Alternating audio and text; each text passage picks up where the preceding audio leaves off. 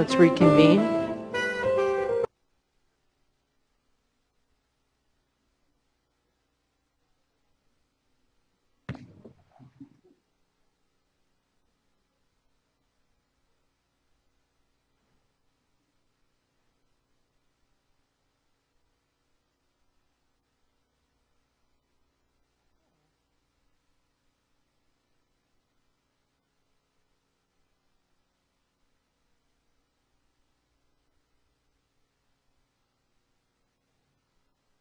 All right.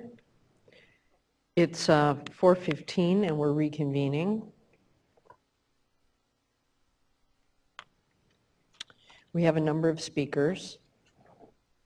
We'll further illuminate the challenge on all sides that we have here. Our first speaker is Rachel Zwillinger from Defenders of Wildlife, followed by Jeff Volberg from the California Waterfowl Association. Hi, thank you for staying with us all day. I feel like we should put a disclaimer on our hearing notices that you really need to stay all day because there's so much going on. I only need 3 for now. I think 3 is preferable. Generally, you can say whatever you have to say in 3 minutes. It's really to give us insight and advice as to what we should be considering before we reconvene or in any advice we give to Mr. Howard. So if you can do 3, that'd be great, and I won't be really strict. Great. I'm Rachel Zwillinger, and I am Defenders of Wildlife's Water Policy Advisor. And I think we've seen today, everybody in the room, no matter what we think of the current plan, is frustrated and disappointed to be where we are right now. We wish we could turn back the clock and reduce the April and May Shasta deliveries that helped to put us here. But because we can't do that, we have just 3 suggestions moving forward with the current plan. The first is that we request you do everything in your power to avoid the catastrophic levels of winter run Chinook salmon mortality that we saw last year. That losing a second class could be disastrous for these salmon that are on the brink of extinction, and every effort should be made to maintain temperatures that are safe for eggs and outmigrating juveniles. While we remain concerned about how summer operations will unfold, we appreciate and support the agency's efforts to prioritize winter run as they manage the system. Second, we ask that the approved temperature management plan include a firm allocation for south of Delta refuges that is at least 65% of their level 2 water supply. The agency's plan mentions achieving south of Delta management objectives based on allocations, yet no allocations have been provided. The uncertainty that this creates hampers planning efforts that are critical for avoiding food shortages and disease outbreaks along the Pacific Flyway. The south of Delta refuge deliveries can begin after the critical temperature period is over, so the deliveries don't impact efforts to protect winter run. Third, and finally, the temperature management plan should guarantee that water deliveries to wildlife refuges will be prioritized over deliveries of transferred water and paybacks. Reclamation has indicated that to the extent pumping or conveyance capacity limits south of Delta exports, transfer water will not displace refuge deliveries. We would like to see this promise memorialized in writing and included in the management framework. Thank you for taking the time to hear from us.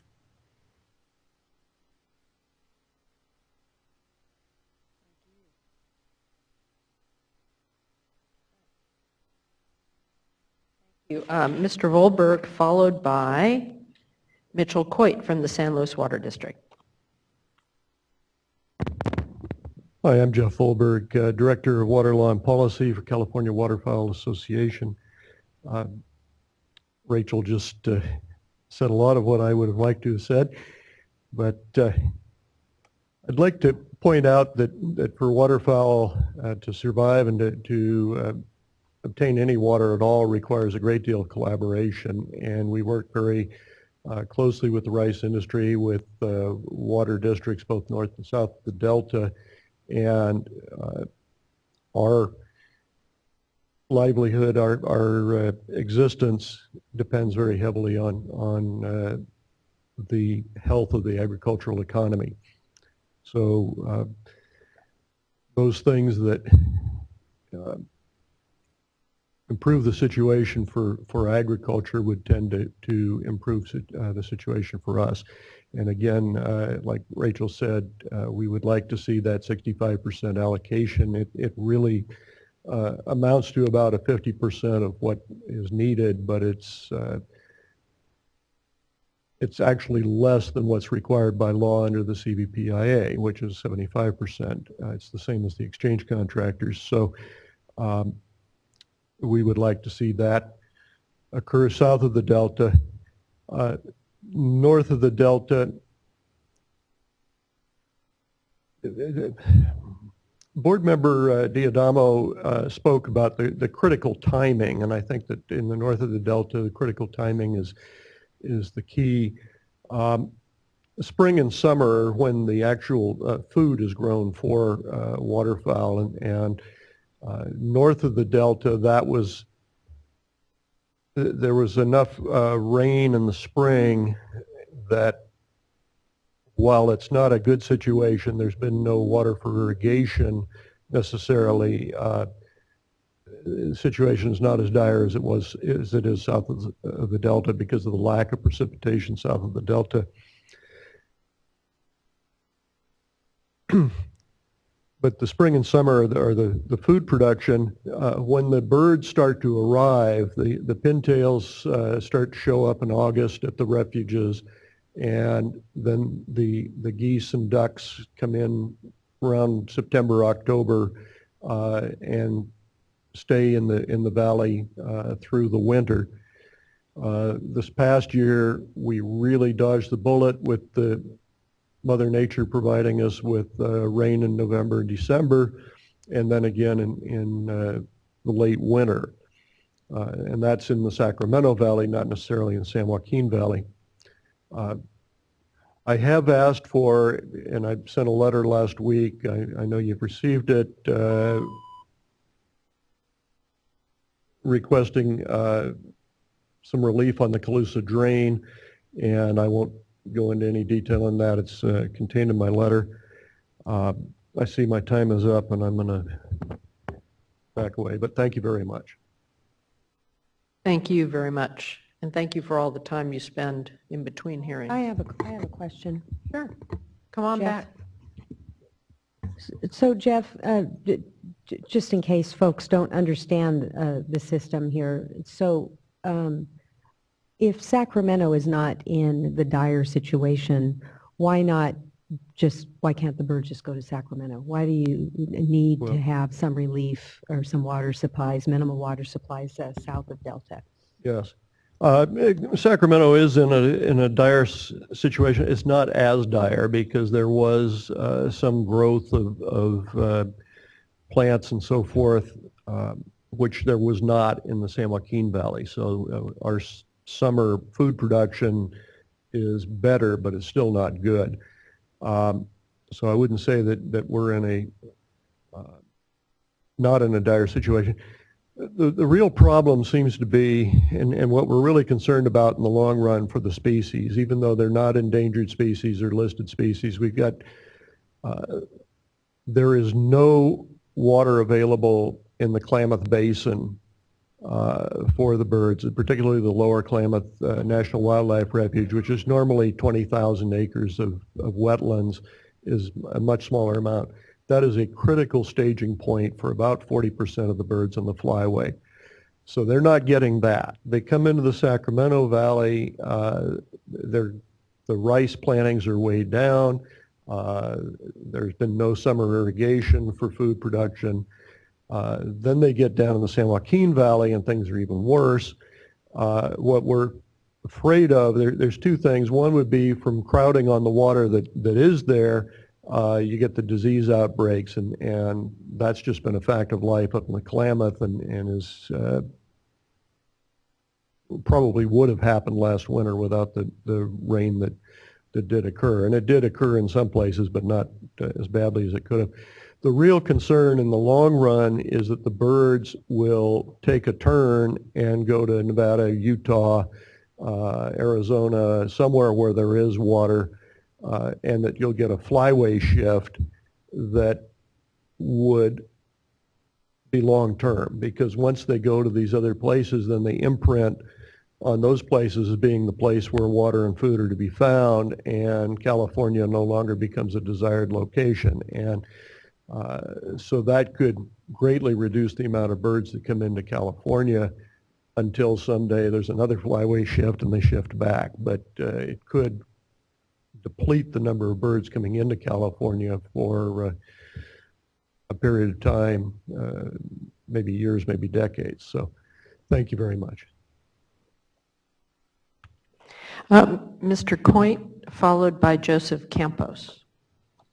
Hi, I'm Mitch Coit. I'm a farmer in the San Luis Water District, and I'm a stakeholder here, being that I purchased 1,600, well, actually it would be 2,100 acre feet of the temperature management plant water that's going to be used to sent down to control temperatures in the river. And if I don't get that water, I got enough water in my account to get me to about September, and hopefully some other contingency deals that may be able to carry me through the year.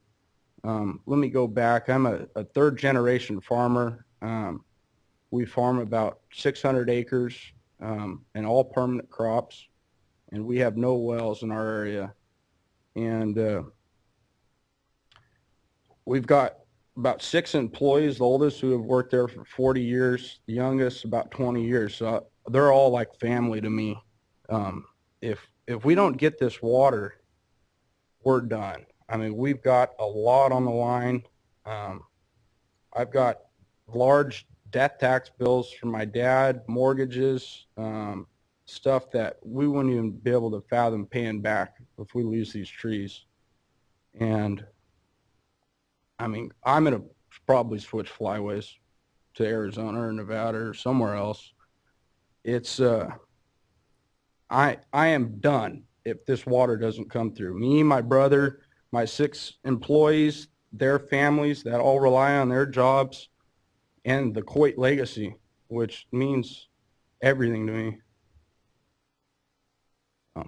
Just wanted to let you guys hear that. And Thank you. we have an opportunity right now. Everything that's, you know, all the criticism and blame that's been in the past, it's water under the bridge right now. We could work together, and we have a great opportunity. I mean, I'm a living proof that you could save a small family farm. Thank you. Thank you very much. Mr. Campos?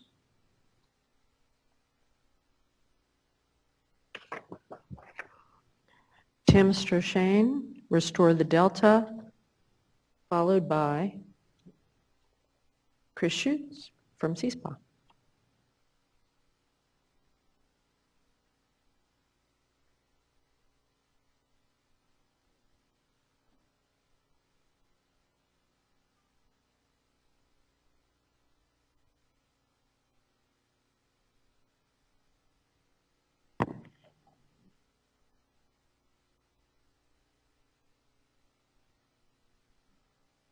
Tim, I see that you asked for a 5 to 8 minute PowerPoint presentation. Yes, please. So go ahead and try and make it closer to 5. I sure will.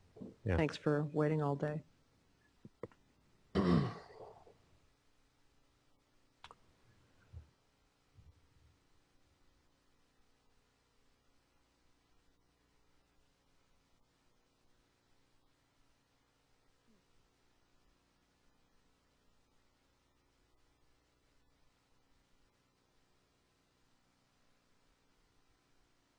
Good afternoon, Chair Marcus and members of the board. I'm Tim Stroshane, Policy Analyst with Restore the Delta.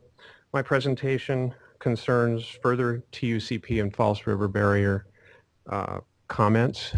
We've already submitted protest letters on these issues, and I want to add a few things about the Delta Reform Act in this presentation. Restore the Delta advocates for a delta that is fishable, swimmable, drinkable, and farmable. And we plan to submit further comments by July 6th. My topics are essentially to state that the TUCP and the False River Barrier, in our view, are contrary to the Delta Reform Act of 2009, and that some sections of that act apply to all state agencies. The applicable DRA policies include achieving the co-equal goals of ecosystem restoration and greater water supply reliability, while also protecting the Delta's water quality and its existence as a unique and evolving place. Reasonable use and public trust doctrines as foundations of state water management policy, and mandating that water contractors and the state and federal governments reduce reliance on the Delta, on Delta imports to meet California's future water needs. And rather than belabor those, the legislative language, I will skip that. But I do want to say about reduced Delta reliance that there has been no assessment of reasonableness of the state and federal water contractors' demand for water from the Delta, and that the to reiterate that the TUCP and False River barriers are contrary to this policy.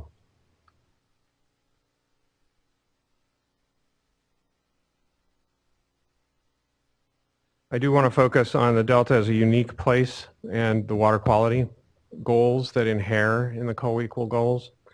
The policy of the state is to achieve objectives that include managing the Delta's water and environmental resources and the water resources of the state over the long term. Protect and enhance the unique cultural, recreational, and agricultural values of the California Delta as an evolving place, and to improve water quality, to protect human health and the environment consistent with achieving the water quality objectives in the Delta.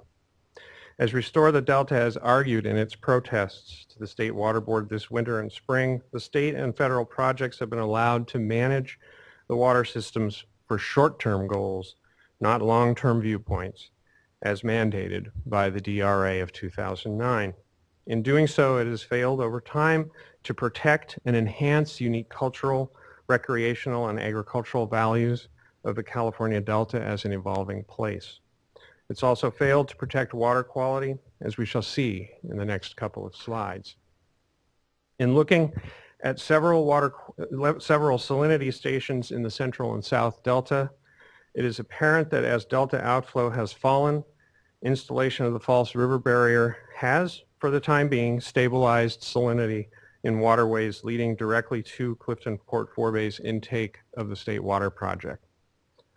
Outflow is the area of this chart shown in blue, and the salinity pattern of the False River is shown in the pink area. This chart compares Delta outflow and False River salinity, and it indicates, in comparison to the last chart, that the barriers impact partitions the Delta into areas where waterways have better water quality and some have worse water quality, and the ones with better water quality are those leading to the export pumps. The state treats the Delta for water quality purposes as a colony rather than as a common pool resource where all water users should share sacrifice. This map, this water quality map, is from the temporary urgency change petition that is before you, and it summarizes the partitioning of the Delta into regions of poorer and better water quality. The determining factor is where the region is along the way to whether the region is along the way to the export pumps. Finally, I want to just state that reiterate that the Delta is a common pool resource, whether the state likes it or not. California will be unable to solve Delta problems until the state drops its colonial attitude and begins implementing the Delta Reform Act of 2009 in good faith. In the meantime, we think the DRA means what it says. The state fails to plan for the long term, fails to achieve the co-equal goals, fails to protect the Delta public trust resources, fails to use and divert water reasonably and not wastefully, and fails to protect Delta water quality and the Delta as a unique and evolving place. In sum, the Delta Reform Act, read as a whole, was intended to build a good faith path to peace between the people of the Delta, the rest of the water importers currently relying on the Delta, and the state and federal governments. It still can be, drought or not. Thank you. The picture. Thank you. Welcome. Mr. Schutz, followed by Agobiji. Mr. Obiji doesn't appear. Next will be Toby Maitland-Lewitz. Good afternoon, Chris Schutz, California Sport Fishing Protection Alliance. Mr. Jennings submitted a PowerPoint. I'm not going to go through it. It's kind of long. I believe you all have it. I asked that it be posted on the website and that you all review it. I'm going to go through some of the points in it and also some of the issues that have been brought up today. We've heard a lot today about balance. What is left out of the balance, I think, more than anything, is the allocation to the Sacramento settlement contractors of 75% of their water. We heard about their voluntary reductions, and that's great, but those reductions are not reliable. The state board has been left as the only entity that could adjust those allocations, and it should do that. The Bureau decided that it could not legally adjust the allocations to the Sacramento settlement contractors. The fisheries agencies took the same position, particularly NIMS, in regards to its ESA responsibilities. We asked that this be done a long time ago, and you guys, the board elected not to do that. But it's really put the system out of balance. And so now one of the things we have is a redirected set of impacts over to the Folsom folks, and not to be forgotten, to the Delta. In the Delta, we seem to have forgotten that we have a listed species that is really on the edge of extinction. People talked about a hard stop, but apparently while salmon might be a hard stop, smelt don't appear to be. Peter Moyle suggests that we've already hit the point of no return. The last number, if we want to look at hard numbers, someone asked for hard numbers. I think the last hard number of smelt that were found in the survey was 5. I believe it's in Mr. Jennings' presentation, and you can check that out. We have a system where in dry years, standards are routinely broken or weakened to the point where CSPA has gone to court over it as a de facto change in standards. That is the baseline from which all the folks are talking about balancing. We're on the razor's edge. Well, fish are on the razor's edge every year, except those years in which we have massive flood flows and basically there's more water in the system than can be regulated. It is, as someone said, a house of cards. And here's kind of how it works.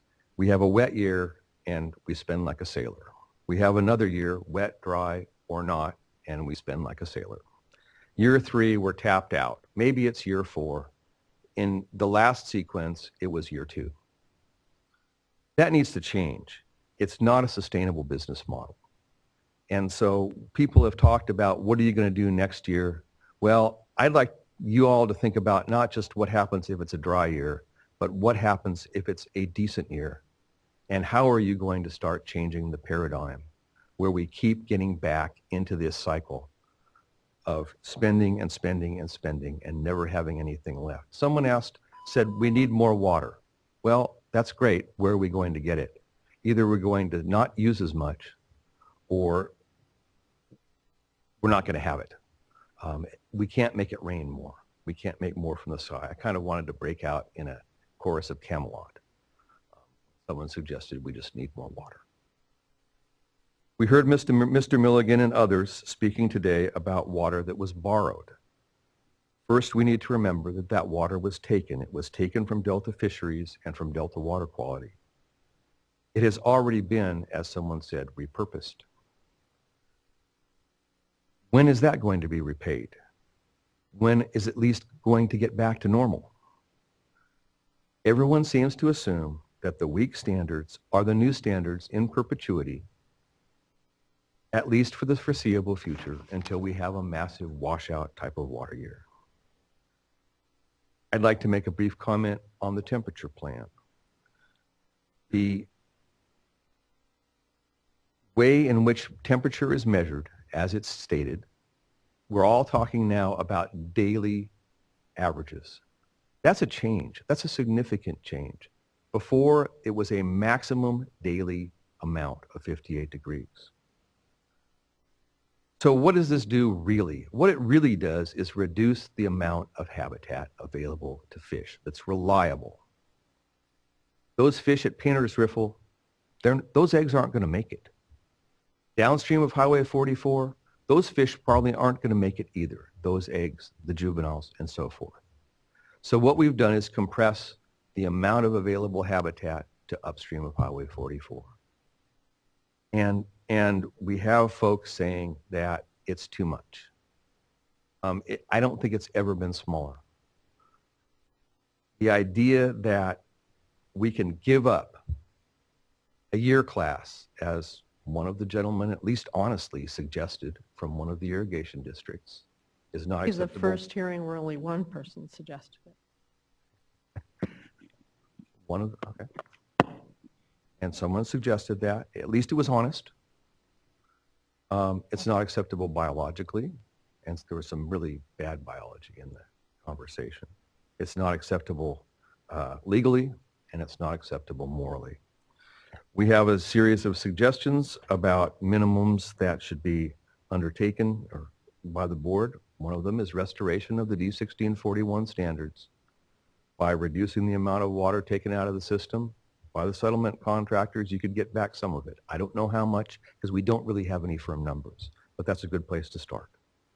Water transfers should not be allowed through the Delta during the summer, and an NDOI of 4,000 CFS would really do a lot to help protect smelt, which, as we must remember, are really on the edge. Thanks very much. Any questions? Thank you very much, and thanks for staying all day.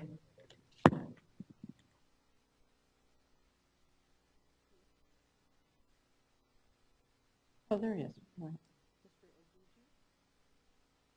Followed by Toby Maitland-Lewis. Good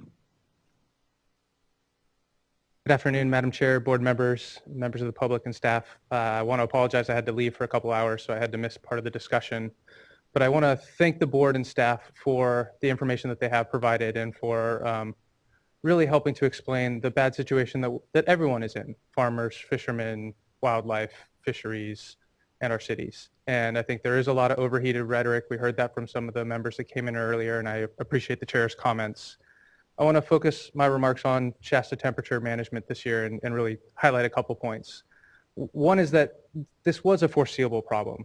NRDC, the Bay Institute, some of our fishing colleagues were protesting temperature management as early as March, if not earlier, followed up in April, followed up in May. It was pretty obvious based on the problems with the reclamation model that we were going to run into this situation. And the fact is that we released a lot more water in April and May from Shasta to meet Sacramento River settlement contract demands, about, I think, around 200,000 acre feet of water. And we're now in the situation of having to make up around 250,000 acre feet of water as a result of that, with worse conditions for fish and wildlife and worse conditions for other downstream users. So I think the takeaway lesson that we have to look at is that next year we can't do business as usual. We really have to stick to what was in that plan, which was that we were going to limit Shasta releases to what's needed for temperature. And if that means less than a 75% allocation for the Sacramento River settlement contractors, we're on the verge of losing 2 of the 3-year classes of winter run. We saw virtually 100% mortality of fall run below Shasta Dam last year, and we're decimating our native species in the Delta because we've reduced outflow down to 0. The second point sort of follows on that, which is that we are dramatically reducing our environmental flows. And I think the board staff has done a commendable job of trying to bring that information to the public, at the last meeting in particular, but it's in a format that may not be understood by members and by the general public. And I'm always cognizant of the chair's remarks of trying to speak not to water wonks like me, but to regular people, quote unquote. And I think we need to have folks understand that the environment has taken a far greater than 25% hit. When you compare what's required under Decision 1641 for delta outflow for fish and wildlife to where we are today, we're looking at a 75% cut thereabouts. And really what we have now are the minimum flows that are necessary that do dual purpose, both for fish and wildlife purposes as well as for maintaining water quality for farms and cities. And that is a critically important point. And that is really what we're trying to do in so many areas, is those kinds of multiple benefit flows, multiple benefit uses of water. And to have folks attacking the board and attacking fish and wildlife protections for letting water waste to the sea, water that's critical for maintaining that salinity barrier and doing all this double service is really difficult to swallow. Lastly, we recognize that you guys are in a hard spot. And I think really pushing the Bureau to look at things like replacing the Whiskeytown temperature curtain that's busted and is now causing worsening temperature control for water that's coming over from the Trinity through Whiskeytown, looking at power bypasses, all those other steps that they can do that don't require water is really something that you guys should look at. And we can't let this happen again. Thank you. Can you talk a little bit more about Whiskeytown? So this was first came to our attention just the other day when the Bureau released its draft plan or additional documents. And as a side note, I think there's a lot of frustration from all stakeholders that there's not a lot of information there. We don't have sort of an understanding of where water is going to come from. You don't have that kind of operational forecast. Buried on page 7 of that document, they talk about the oak bottom temperature curtain needing to be replaced. And we did a little bit of digging, and according to a report from the Clear Creek technical team, which I think is a NOAA team looking at Clear Creek temperatures, that temperature curtain has failed. And I don't think there's any plan right now according to the December 2014 report, there wasn't a plan for replacing it anytime in the near future. And that has, according to the report, has made it much more difficult to manage temperatures both in Clear Creek as well as the water that's brought over through the powerhouse into Keswick. Does staff have anything to add on that? No, we're aware of that, and it's one of the things that we might be considering putting in a subsequent order in terms of just making sure that stays on track, because the old curtain was removed, but there were problems in financing and things like that and putting it in place. But is it just a money thing, or are there some issues with effectiveness? Yeah, there's more to it. I think the Bureau wants to do some additional studies before they install a new curtain to make sure that they're putting in the optimal location, and I think they've agreed to fast track that as much as possible. We worked with them last year on this issue. They had a very long time schedule in which they intended to replace the curtain. The board and the fish agencies objected strongly to that time schedule, and they have agreed to install it as soon as possible. So the old one was taken out last year, I think largely due to safety concerns with the broken curtain in the reservoir and swimmers and boaters that were potentially going to be harmed by it. Thank you for raising this issue. I really appreciate the tone today. What you're saying, looking for collaborative solutions, and there were a couple of areas where we heard the same old rhetoric, but not nearly as much as we used to. So thanks for offering up collaborative solutions and trying to work with folks. I asked the question earlier, I think it was a Fish and Wildlife, about Painter's Riffle. Are you aware of, you or your colleagues aware of any projects that could come online, habitat projects or physical fixes such as this? Not that necessarily is going to help this year, but planning ahead. Could you, maybe if not now, at some point, come up with some suggestions? I'd like to see if there's a list that all stakeholders could be working toward in the future. not aware of a list like that in a collaborative effort like we saw with some of the folks in the Delta to work on that Delta Projects Coalition. Yeah, But that was cool. I think that's a useful suggestion. As you note, it won't work this year, but Right. those kinds of longer term solutions in combination with better water management can help all of us get better. Thanks. Do you all, to staff, do you have any other things on a list other than that thermal curtain that we should know about that might be helpful? Golden Gate Salmon Association has a list, and I know that NACWA is working with them to try to implement some of those projects. I think, Yeah, with all of these that's things, right. you need to look into them in detail, determine what exactly makes sense, and then determine the financing, those kind of things. So I know that NACWA is working cooperatively with GGSA on some of those issues. It might be worth looking at a list of things that we're talking about in the context of standard setting or objective setting that could be Yeah, we're doing that accelerated as for part phase of the drought 2. response. Because if we're assuming, as we are in our conservation rules for urbans, that the drought may go on for multiple years, we should be thinking about projects that are going to be helpful. Yeah, and I think a good place to start are the fishery recovery plans. They list out, a very long list of projects that should be pursued to improve habitat conditions for fish. And, that's where we as board staff start when developing the program of implementation for phase 1 and phase 2 for those actions by other entities. And we are certainly looking at that. I'm just looking for quick fixes, some small quick fixes, like I don't know if there's any other examples like painter's riffle, but it was exciting to hear. We heard about this the last time we were together, and then today it was used as an example as to where there's a fish response. So I don't know if there's any other low-hanging fruit like that that's out there. Yeah, I think throughout watersheds, I know on the American River, they've got projects that, the different local groups are working on, same on the Sacramento, same on the Stanislaus. Of course, there's always those institutional issues that are an obstacle for all of the restoration planning efforts, the permitting processes and all of that, which are also things that we're trying to identify, and the Bay Delta planning efforts as things the board could help to push on collectively with other agencies and organizations to try to make those processes faster so that we can realize the benefits sooner.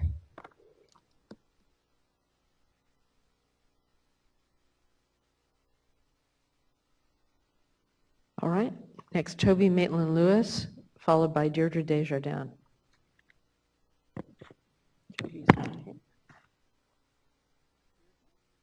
Yep, you're up. Deirdre, followed by David and Wesley Corey.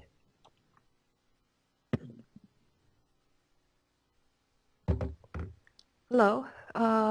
So I wanted to talk a little bit about the extinction of the Coho salmon south of San Francisco. They were down to a small population. They lost some year classes. They had very low genetic diversity. What happened was they just had one more bad year, and now they have 0 natural returns. What's happening now, and sorry, they're absolutely correct, and this could result in extinction. And I would like to point out that if we see another complete shutdown of the West Coast salmon fishery, there's no disaster insurance for salmon fishermen. As far as crop insurance, my understanding is that 38% to 67% of premiums are subsidized by the federal government. Drought impacts are covered. Planted crops that are lost are covered. I was really stunned to hear the water agencies say that they wouldn't be covered. And I think the staff should contact the USDA and verify this. I also question the numbers that were given. They assumed impacts to 150,000 acres, which is about 75% the total exchange contractor's land. This seems very high, given they'll get at least the same allocation as last year. Another issue was it brought up the impacts on the dairy industry and whether hay could be gotten for cows. Last year, there was no reduction to the dairy herd in California. There was a reduction in the amount of alfalfa grown, but a large amount of hay was imported into California from Washington, Oregon, and Arizona. The Imperial Valley also reduced exports and shipped hay to other areas. The price of alfalfa hay shot up. The dairies worked with their nutritionists and came up with a plan to use wheat straw and byproduct feeds to lower the price of feeding their cows. These are all appropriate adaptations to a severe drought. The permanent crop impacts also need to be put into context statewide. Almond acreage increased from 840,000 acres to 860,000 acres. The value of the crop increased from 5.8 billion to 6.5 billion. Orange acreage was reduced a little bit, 175,000 acres to 169,000 acres, but the value of the crop increased by 100 million. The loss estimates that were given assume total loss of trees on all affected acres, do not take into account income from another crop grown on the same land. Also, orchards that lose more than 15% of trees are eligible for the Federal Tree Assistance Program. This program pays for replacement of up to 500 acres of trees, up to a maximum of $125,000 per grower per year. It's just not available for growers who have over $900,000 in gross income per year. Thank you.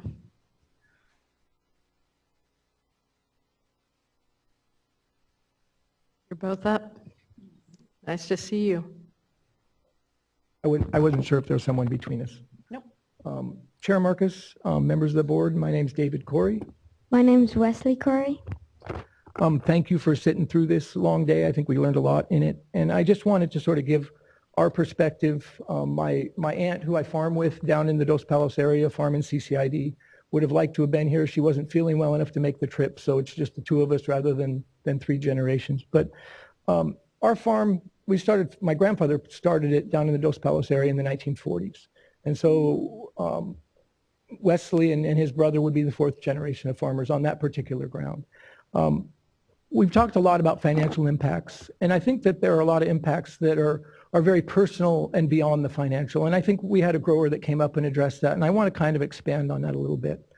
Our family farming heritage is really important to all of us. I mean, the reason I went into this business of farming is to keep that legacy alive and to pass it on to my kids and hopefully generations to come.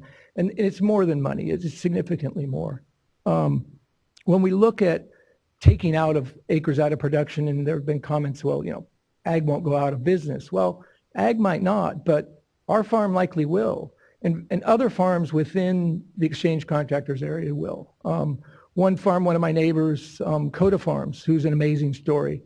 The Codas, I think, is the third generation as well, maybe, but his grandfather came into the Dos Palos area and started farming rice there and built a large rice farm and built a mill and basically a whole, an heirloom variety of rice and started marketing that. In the 40s during the war, during internment, they were taken away and they lost all their land.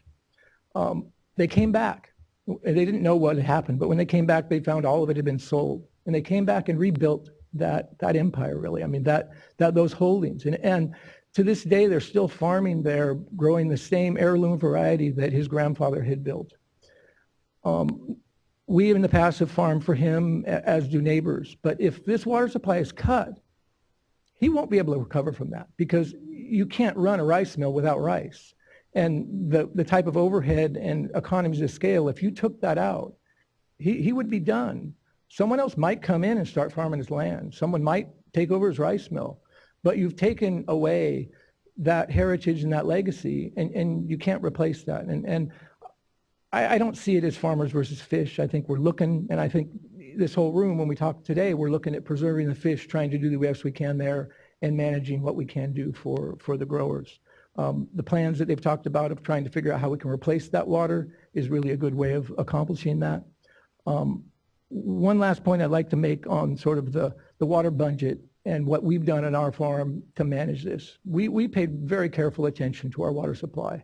I have Excel spreadsheets that look at every field, what water use, what we would plant, and manage that. And we went out and bought extra water from neighboring, we don't have any wells, but we purchased water from neighboring wells. I don't know if this is interesting, I could go on or we could, okay.